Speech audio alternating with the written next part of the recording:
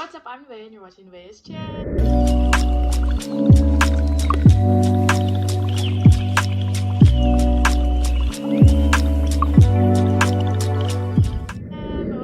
on today's episode, we are going to be talking about vulnerability.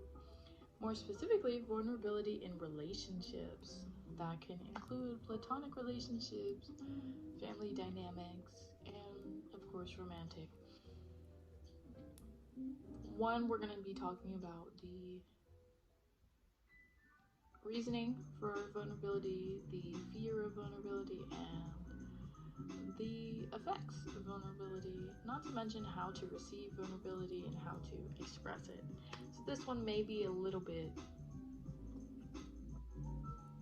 of a lot to take in, a little bit of a lot.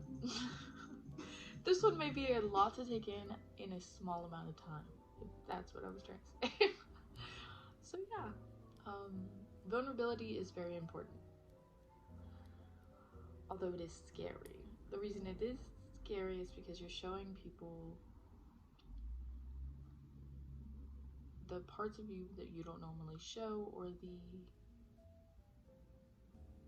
authentic version of yourself. And normally we show authenticity, but it's more on an emotional level. And the reason it's scary is because they can take that and either use it against you later or dismiss and hurt your feelings. The truth, really truthfully, it's just being afraid of getting your feelings hurt. In a quick summary, whether they do it in the moment or they do it at a later date. But knowing that vulnerability can improve a relationship, it's kind of a iffy thing, because if you're in a healthy relationship, that's exactly what you need to pursue a healthier and continue this health along the way. But if you're in an unhealthy relationship and you want to be vulnerable, it's a little bit harder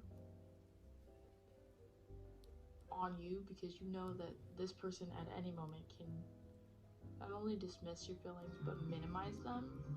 So learning when to be vulnerable is important, but also having a healthy environment to express these emotions, having a safe space for this, because it can cause you to coil up and just hide your emotions for a very long time. So making sure it's the right people you're being vulnerable with, because some people will use it against you. And I know that's not something that involves self-love, but it is a true statement. So finding your safe space, and if you feel safe enough emotionally to express this, knowing that you're not being weak, it's a strong position to hold, because you're not only giving your vulnerable self to them, you're also letting yourself know, like, hey, it's okay. And if they do dismiss your emotions or hurt your feelings eventually, knowing that it's not your vulnerability that caused this, it's more a reflection of them. So how do you create this emotional safe space that I keep talking about like all the time? You have to create a emotionally balanced environment. So trying your best to have no triggers, or trying your best not to intentionally trigger someone. A safe space to communicate emotions, so not taking them internally, and supporting them. Emotional support is so important, and we don't talk about that. Say you want to create a safe space because you have whoever in a relationship that is going through something. You could do that by just being quiet sometimes, like just allowing them to speak, just getting it off their chest, and just listening, active listening, where you're like, yeah, really, how did that make you feel, stuff like that, but like really meaning it, not just like, yeah, really, how'd that make you feel? Like actually meaning it and engaging in the conversation, but not taking the lead. And when you hear things, people will notice if you speak to me on a regular that I will do this. So here's one of the tips, where if you hear someone like putting themselves down or internalizing something or taking something the wrong way, even if it's not your relationship or your situation, but being like, hey, or here's this opportunity to see it in a new perspective. They're like, yeah, I was so stupid for doing that. And you're like, or you're human and you make mistakes. And they're like, hey, that's true. That makes them feel safer. And I'm not giving you these tips to use them against people. These are genuine, like, ways to do this. So don't use them unless you're genuine, is my take on that. And both of my dogs are barking.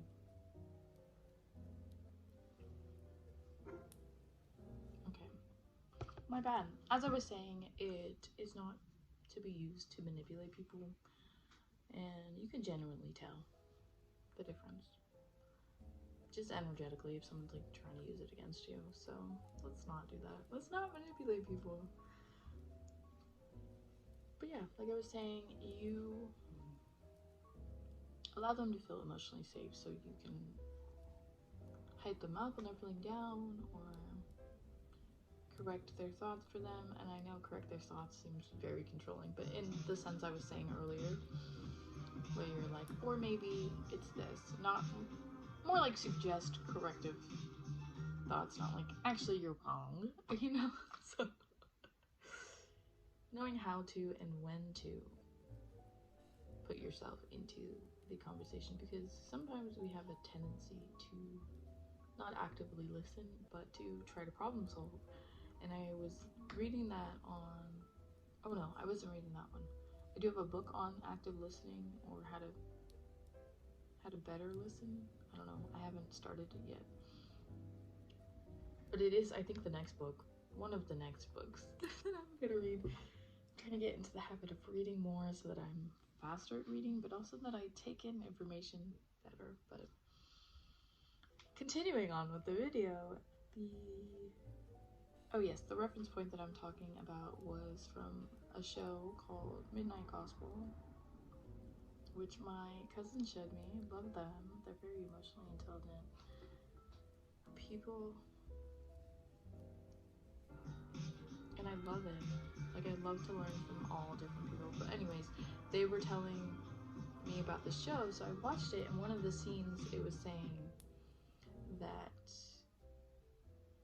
it's actually really rude of us to be thinking about other things while someone else is talking. And I realized that when I'm saying, because when I communicate, I express a lot. So when I'm speaking and I notice that other people aren't present, like they're not present in the conversation, I have a tendency to be like, you're not listening to me, you never listen, this always happens, which obviously is a trigger. But the reason it's being triggered is because they are, in a sense, subconsciously being rude, and I didn't realize that I was picking up on that without knowing what I was picking up on, which goes to show that if you don't know why you're being triggered, it's really hard to communicate it. So dig deep, ask yourself questions, and learn. Oh my gosh, learning is so amazing. I hated it, don't get me wrong, hated learning, but I hated learning on someone else's time, like someone else's curriculum. Learning things that you want to learn about, that you're interested in, is a very healthy habit.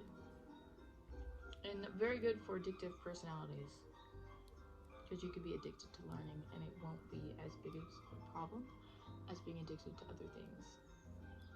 Just a little tip in there.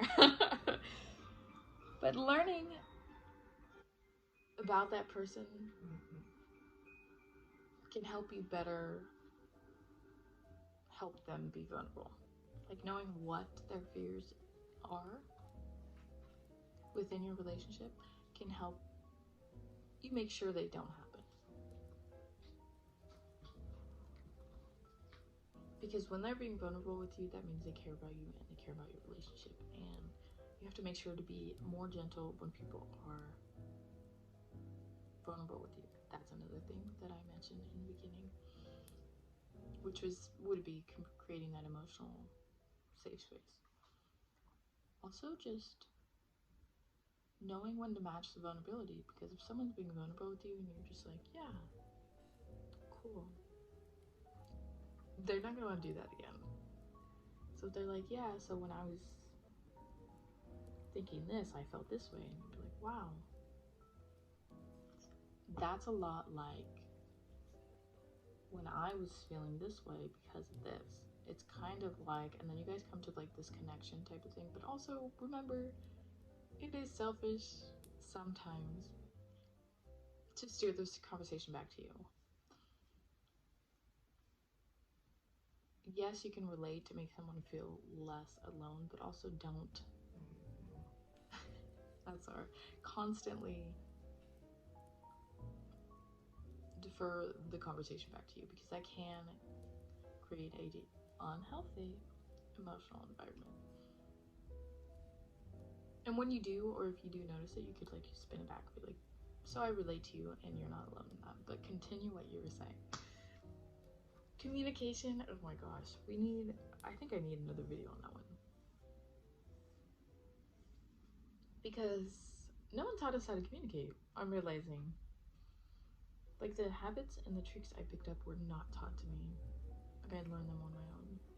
And I know people are gonna be like, but why would you say that about people? But the thing is, we're not given what we need emotionally and environmentally. As children, we're just kind of taught like what other people deem important, which is mainly like school curriculum, or like your family's,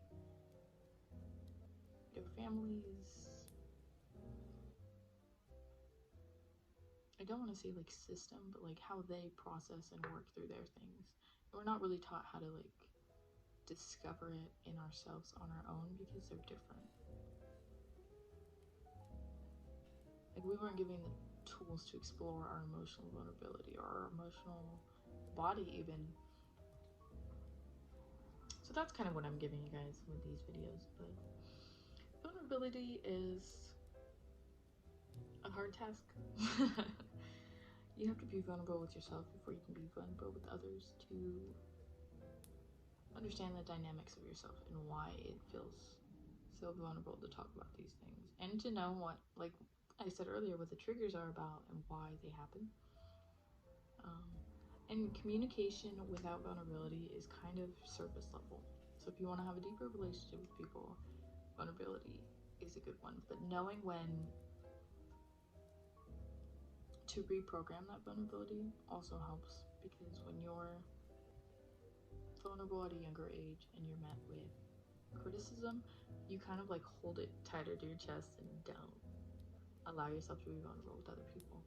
And the reprogramming is you reminding yourself that it wasn't the vulnerability that hurt you, it was the other person's rude actions. Like, it's not the vulnerability that you're scared of, it's not yourself that you're scared of, it's the effect that person can have on yourself is what you're scared of. And remember, you can always come back. You can always come back from a wounded situation. I don't like to say broken, because I don't think we're ever broken. I think we're just wounded and we need to find a way to heal. Don't get me wrong, I've said this before, wounds can scar, which means they can randomly hurt and leave a different impression on you, but that doesn't mean that it's broken. So yeah. Vulnerability is really important. It's hard to talk about, but we can. Once you're given the steps to understand it and communicate it within yourself, you can communicate it with others, which I just said earlier. But I mean in the sense of knowing how to phrase the sentences. It depends on the situation, but when you're bringing vulnerability to communication and boundaries, I have the almost talking points in the last two videos, if you would like to view those, but I can just do a quick little like sentence. I don't know what you call them. It's like when you were in school and they were like, this is how you frame a sentence. Fill in these words kind of thing. But expressing your vulnerability is not bad. It's not going to change you as a person. And you don't lose anything. I want to remind y'all of that, because you don't. You really don't lose anything. You gain a healthier relationship with yourself. You can gain new insights on yourself as well. And yes, it can affect you when the other person isn't receptive or meeting or matching your vulnerability, but that's you internalizing their reaction to you.